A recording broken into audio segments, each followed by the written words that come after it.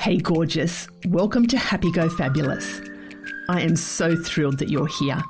This is our space where we get real about life, the good, the messy and all the juicy bits in between. Real talk, real life and a whole lot of delicious living. But I must warn you, listening may cause unexpected outbreaks of fabulousness and real life magic. Hi, I'm Catherine and I am so incredibly passionate about helping inspired, motivated, impact-driven, freedom-seeking people just like you to do the deep inner work to create those beautiful outer wonders in life. It's all about revolutionising your relationship with yourself, where you fall madly, deeply in love with who you are and create a life so fabulous you can't wait to jump out of bed every morning to live it. Ready? Because ordinary living is so last season. Life's waiting and it's time to make it fabulous. Let's shimmy on in.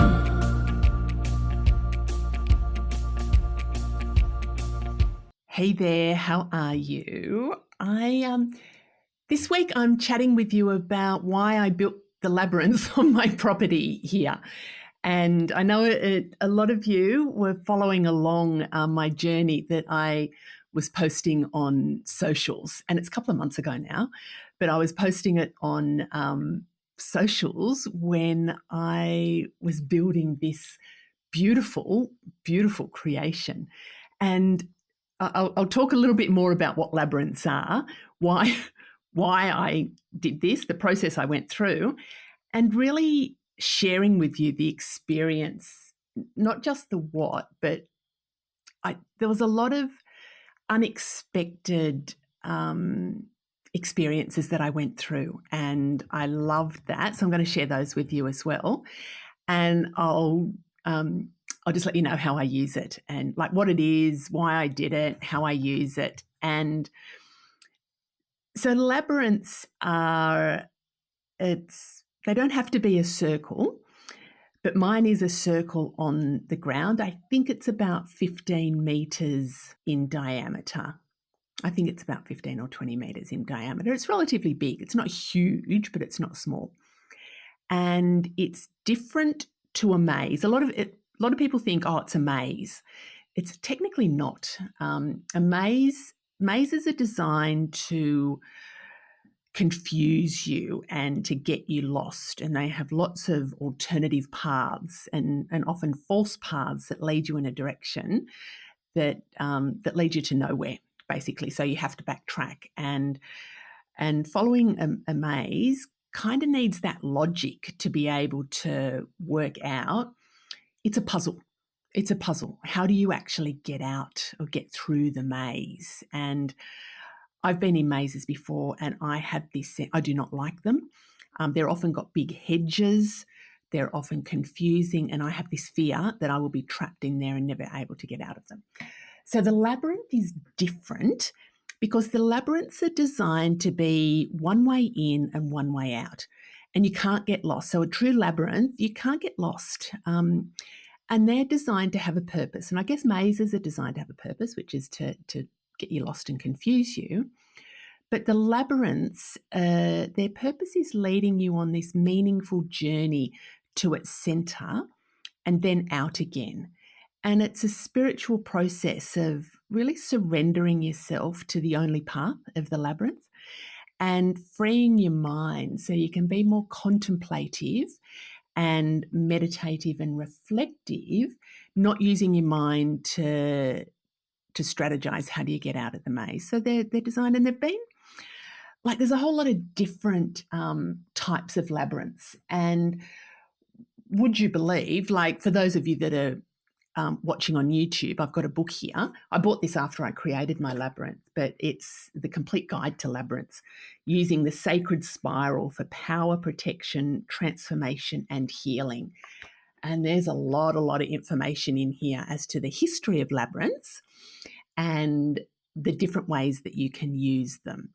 Now, this is useful. In all honesty, I haven't read a lot of this book because for me, my labyrinth is more of an intuitive process and to use for my spiritual reflective practices. So, but there's lots of very cool information in here. And there's different types, like labyrinths date back in history, hundreds, thousands of years. And there's a very famous one called and I'm probably not pronouncing this correctly, but the Chartres Cathedral in France. For all my French friends, can you please, I'm not sure how you'll let me know, but I'm sure that's probably not the right pronunciation. But there's a cathedral in France with a very famous labyrinth. And so they're commonly on the ground. They're commonly made out of like stone or paved into the ground, like the pattern into the ground. A lot of them are stenciled on grass as well. So they're flowers and plants to make the paths as well.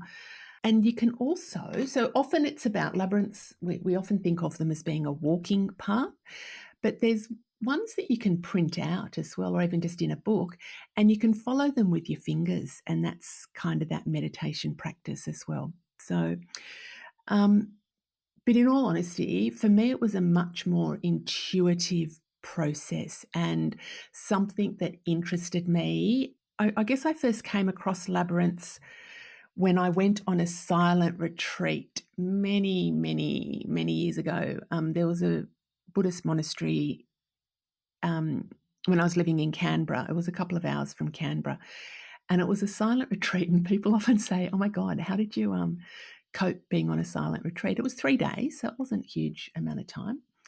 I loved it.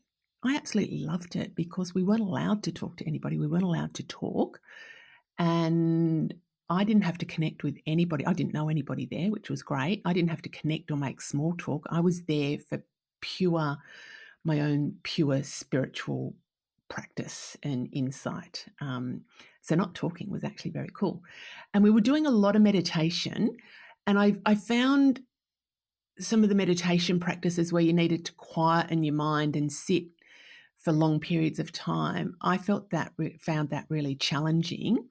But when we went out into the garden, there was a labyrinth. We did a walking meditation, but there was a labyrinth there. And there was something that it felt really good. I really, really enjoyed it. And because I think the movement helped me to quieten my mind. If you've been following me, I have a very busy mind. I have a very, very busy mind. And I've been learning how to help my mind to be less busy. So when I was walking, I found when my body was moving, it helped to quieten my mind. So the process of the labyrinth having a path that I didn't fear getting trapped in. And also labyrinths tend to be lower, like they don't have the hedges around them that have that closed in feeling. They tend to just be a path on the ground.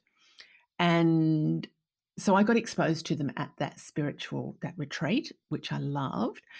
There was another time when I went away for a weekend with a girlfriend of mine, and we were just having in the Kangaroo Valley of New South Wales. We were just having a beautiful girls' weekend away, and we went and had a massage with this woman, and she had a labyrinth on her property. Like, it was just small acreage, and she had a labyrinth. And she said, "If you want to go and have a walk around the labyrinth," and I'm like, "Oh, I love this." So there was something obviously that I was really drawn to, and there's been different programs that I've been on. There's a beautiful labyrinth in Canberra. For my friends, you might not know about this. I didn't know about it until a couple of years ago, but it's up overlooking the lake in Barton, and it's near the church there. I don't know if it's the Presbyterian church, and I don't know, in all honesty, if you can have like public access to it. But I was part of a workshop I think we were doing, and we walked the labyrinth as part of that, which was very cool. And where I really, really, really fell in love with labyrinths was when I was doing some of my psychosomatic training up in Queensland, and I stayed on site at the retreat centre. And so we were doing the study. I did 2 lots of this study, and each program was about 10 days long. And they had a relatively small labyrinth on the property. But every morning I would walk that labyrinth, and it was a process of, do you know what? It really helped me to study. It helped me to lock in some of the stuff that I was studying. It helped me to really release stuff that was going on for me at the time. And it was just a really beautiful process that I would, in in the morning before we did our study, I would walk the labyrinth, and then of an evening to help lock in the learnings, because it was pretty intense training that we were doing as well. I really helped it to lock in the learnings, but to release some stuff. So just the walking. So for me, labyrinths have just felt just beautiful. And as part of my planning for moving here, so you know that I've had this, dream for long time to live in our, to do the sea change and to live at our sanctuary by the sea. And part of my planning and my dreaming process and my manifesting process is to have my vision book. So for those of you listening, I've actually got my vision book just in front of me at the moment. For those of you watching, you'll see it. But I had the vision of what I wanted to create, and there's a labyrinth there. So when I was looking at my visioning process, I always knew that I was going to create a labyrinth, and it wasn't that I was going to buy a property around the labyrinth, but I knew that I would have a labyrinth on the property. And when we came and had a look at this place, I was sort of, envisioning where that could be. And there was because we're on 5 acres and there's different spaces, but there was one particular space that I just went, I think it's going to be around about here. I think it's going to be around about here. And really, so we moved in July last year, and it was probably in October where I started to go, okay, I'm ready to create my labyrinth. Because, moving in and just getting settled and all that sort of stuff. And it was winter, and I think, I just lose track of time. So I think it was around October. And I said to John, my husband, I'm ready. How are we going to do this? So that's how we work. It's just like, I've got the idea. How can you help me make that happen? So we walked around the property and I said, this is where I think it's going to be. And I got out my pendulum. I don't have it here. Oh, yes, I do. I have my pendulum here. So I'm just showing you my pendulum, showing, if you're listening, it's a rose quartz pendulum. So I said to John, I'm just going to walk around the property and get a sense for where I think it might be. And I'm also going to use the pendulum to get a sense of where it could be. I guess I'm just backtracking a little bit. I had a girlfriend, when I was talking to her about it, she said, you need to make sure that you're in the right vortex, and you need to make sure that, the ley lines and the water and the this and the that and then that and then that. Now, I love her to pieces, but it just sounded too complex. It sounded like I don't want to over-engineer this. For me, it's about my personal practice, and I will energetically know where it's meant to be. So I walked around the property with my pendulum. And the way that I use the pendulum, I can get a very clear yes. So for those that are watching, the pendulum is doing a circular motion. So that is saying yes.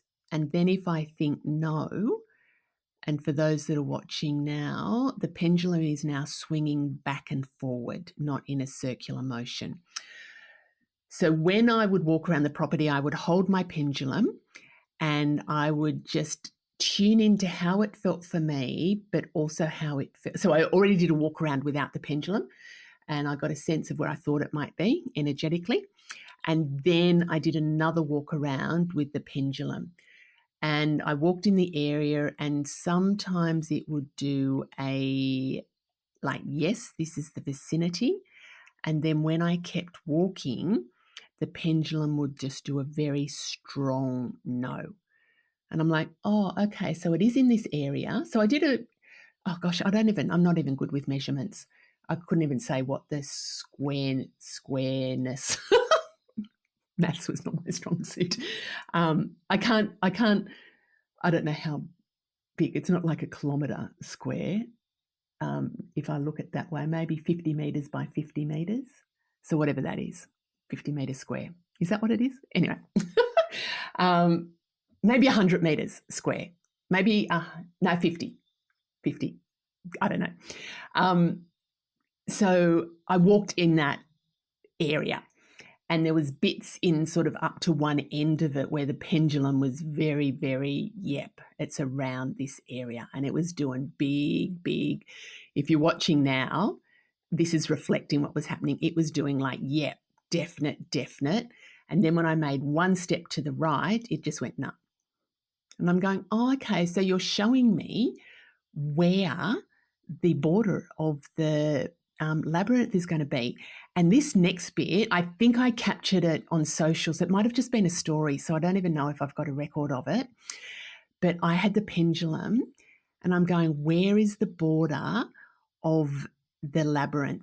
And it was spinning, and it won't replicate now. But the pendulum just flung out of my hand for about, I think, 10 meters. Like it wasn't just it dropped in front of me, but it flung out of my hand at the question where I said, where is the border of the labyrinth? And I was like, oh my God, like, John, did you just see that? And he was videoing me doing bits. I don't think he saw that. I don't know. But it was just like, oh my God, that just flung out. And then when I went over to that where the pendulum landed, I just asked the question of my guides, is this the border of the labyrinth? And the answer was yes. And then I just went through that process, and I sort of mapped out where the border of it was going to be. And we placed markers so we could remember. And then I would go out into that area and going, is this where the labyrinth is meant to be? And it was like, yes. And then I intuitively got, and there's a whole lot of research and stuff about, where do you position your labyrinth? But mine was just intuitively to have the entrance of the labyrinth facing east. And east is about where the sun rises. And if you all have been following me, you know the power of sunrise for me. So sunrise is about the dawning of the new day, the beginnings, and then facing east is that facing the newness, and then having my back to west, and that's where you exit the labyrinth. So there's a whole lot of meaning for me about how I've put it together. Now, does it marry up with what others have done? I'm not even sure around that. Maybe not. But it's my labyrinth, so I can do what I want. So anyway, we marked out where, this is where John was really great. So we marked out, east, west, north, and south. And then we also, this was so good, John, we put, we measured across, we did all the measuring bit, put a big post in the middle of it, and then he tied rope around the post, and we put the rope out to the border, and then got pink spray paint that washes away, and we did a circle, like the old compasses that you had at school. We did the circle so we could see where the border was going to be. And then it was just like, okay, so how many layers do I want, and what do I want my design to be? And I didn't want my design, there's a whole lot of different designs for labyrinths. I didn't want mine to be just walking in a circular motion in, walking in a circular motion out. I wanted mine to be a little bit more of a loopy labyrinth, where you sort of go one direction, then come back, and then go around again, like right around and then back. And it's sort of a little bit of that, the path, the walk goes longer doing that. And also what is more intuitive, and I've read some stuff about afterwards, by doing it that way, you're doing the crossover. So when you're turning left and then back right and then left again, and you're going in that circular motion, you're swapping between the left and right hemispheres of your brain. So you're stepping into, the different left, right brain, masculine, feminine, and you're doing that as you walk around. So the body is experiencing additional elements. And that's not what I went in to, that's not my purpose why I did it, but it was like, oh, that's really cool. That's really cool to be able to do that. So we mapped it out, and then I thought, okay, this is how big the labyrinth is. How many paths do I want? And how many can fit here? And it was like, I think it was 6 or 7, maybe 6. And a lot of the common ones have 7. So then it was just like, well, how am I going to make it? How are we going to do this? And it was about putting rocks on the ground. And we have a lot of granite on our property. I think our property was they probably did some excavation, and there's a whole lot of rocks down near the water tank, which is pretty inconvenient because it's the opposite side of where the labyrinth is. And so creating then we were into creation stage. So we mapped it all out, we put all the lines down, and then it's like, okay, let's get the rocks and let's just start putting the rocks around. I didn't want to design where the entry points were and the turning points were. It was just like, let's just put the rocks down. And John and I filled a wheelbarrow each. And this, I guess, this took me way out of my comfort zone, because where the rocks are in icky, like snake territory. That was just like, I'm sure this is a breeding ground for snakes. And it wasn't hot, but it just terrified, not even just like, oh, I'm a bit nervous. It terrified me having to get rocks. And John said, if it's your labyrinth, I'll help you, but I'm not doing it for you. And I'm just like, oh man, like surely if you really loved me, you would do it. And so anyway, we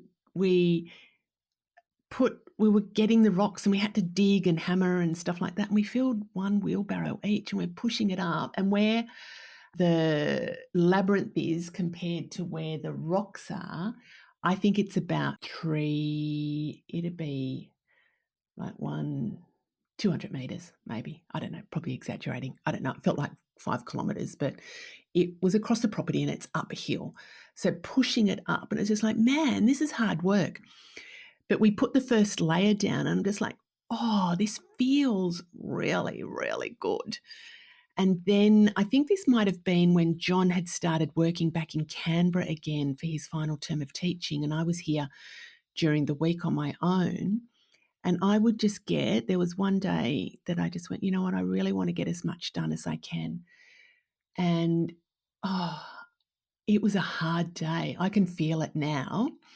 There's part of me, I like to finish things. When I start things, I don't like to leave many things unfinished. So when I set myself, I knew I wouldn't finish the whole labyrinth while he was away, but I set myself, I wanted to achieve 3 rings. Now we did the central ring, and that was smaller. Then the next one was bigger, then bigger and bigger and bigger. And I thought, I want to get 3 of these done. And I was filling rocks up, and I remember that day and some of the stuff that I experienced from creating the labyrinth was a real, how do I describe it? Release. It was very freeing, rich experience in the creation of the labyrinth. And number one, it was about trusting my inner guidance, that the connection with my guides and the pendulum. Like, I've used my pendulum a lot, but it was just like, it had so much strength that I was not aware of before. And my connection was just like, wow, this is so cool. And, tuning into the energy of the property, but the energy of where the labyrinth was just powerful, energetically powerful for me. And it also broke through a lot of fears.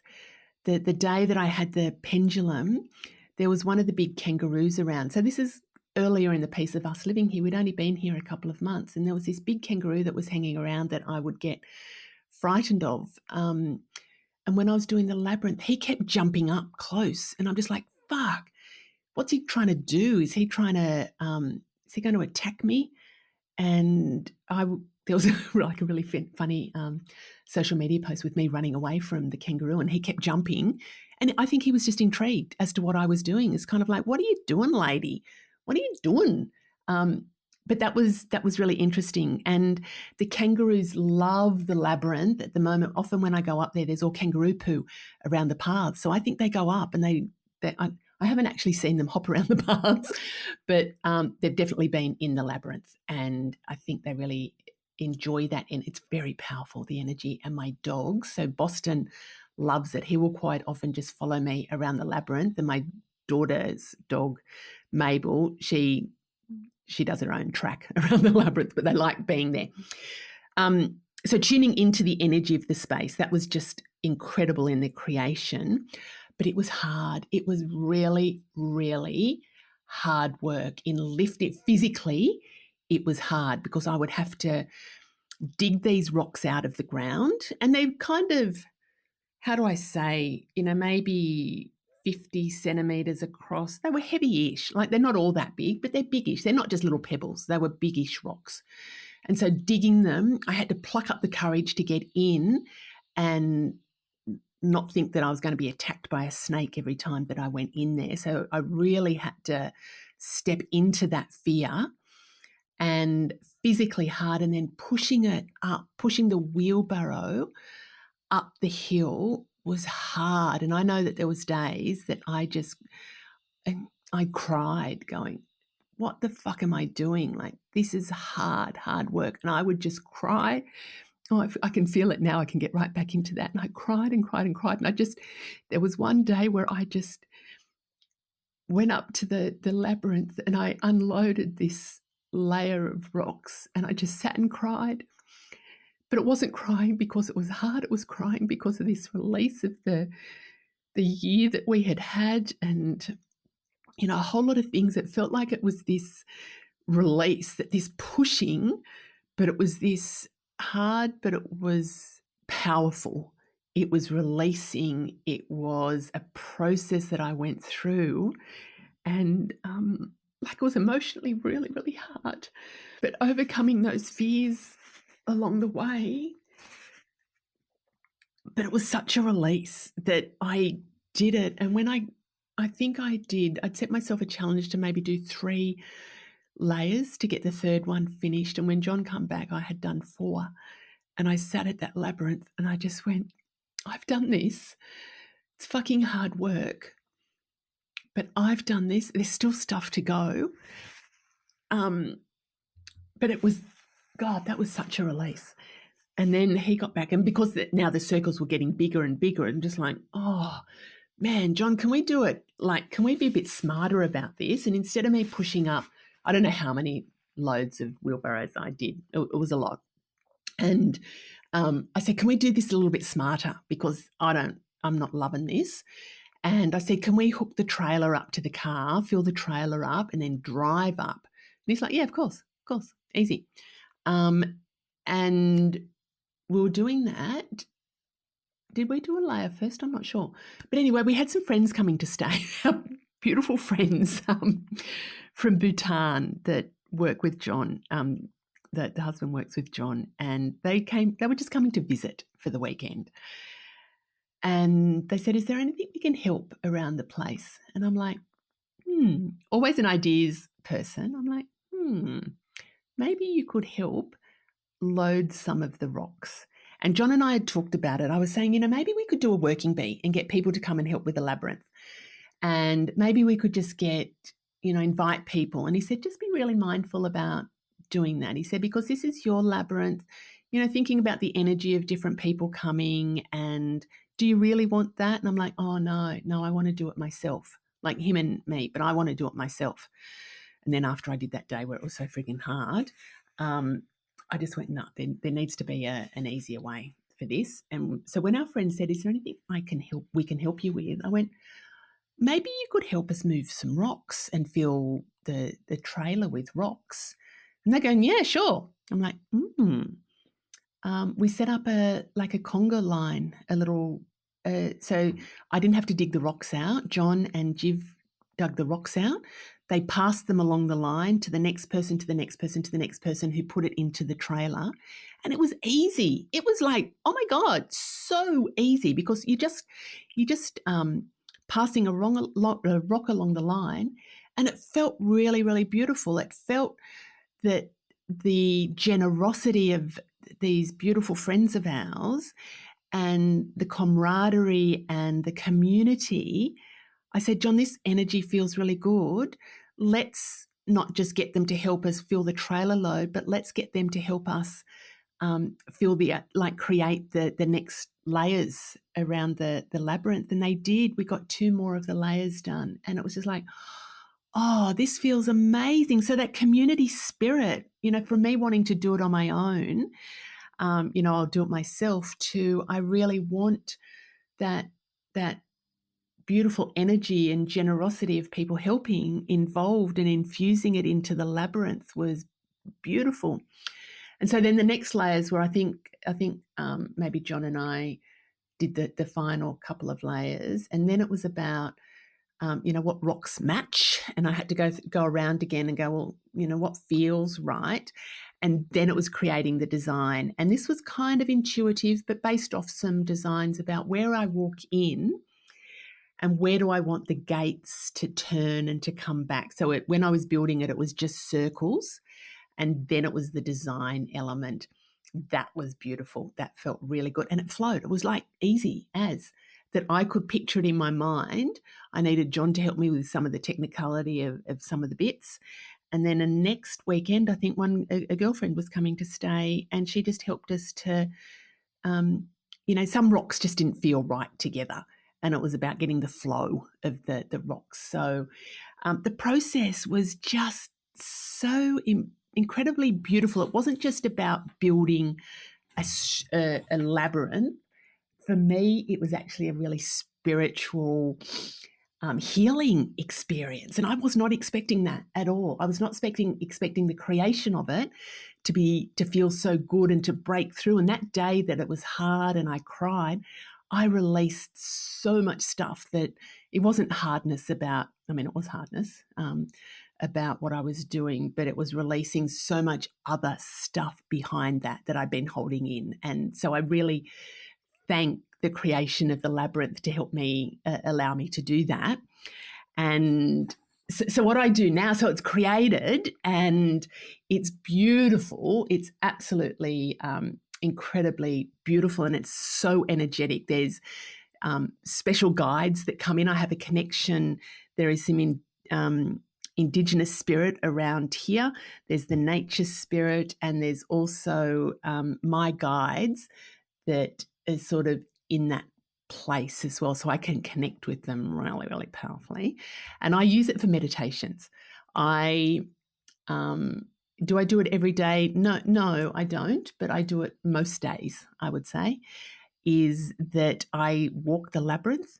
And the way that I walk the labyrinth is that sometimes I will just contemplate. I will just like, what's life bringing for me at the moment? And when I walk into the labyrinth, it's often about, what's the thing that I'm wanting to contemplate? And then walking into the center and then walking out is often about getting answers or the letting go. So sometimes I'll walk in saying, this is what's happening, give me guidance, help me. I want to let go of what's happening, and I'll leave it in the center of the labyrinth and then ask for it to be taken and transmuted. And then on the way out, it's about leaving that behind or getting insight. So I use it. There's no set way. There's no absolutely set way. I get insight to questions. I actively release stuff. I actively call in stuff. There's days where there's just actively nothing. It's just, I don't know if that's a thing, but there's just nothing. I just walk the labyrinth and it's just, my mind is quiet, and that in itself is just a beautiful thing. And it's, and sometimes I just can pick up on the energy of the animals that have been there before me or overnight. It's like, is it fresh rupoo or is it older? Where have they been? And do you know what? The kangaroos, they often will just gather around, which is interesting, but they'll often just gather around and watch me in the labyrinth. They're like, what is she doing? What is she doing? I wish they could talk. I wish I could create that connection deeper just to find out what they're thinking. So it's such a beautiful space. And what I also found out, just backtracking a little bit, is I've been dipping my toe into feng shui, and I'm a complete novice around that.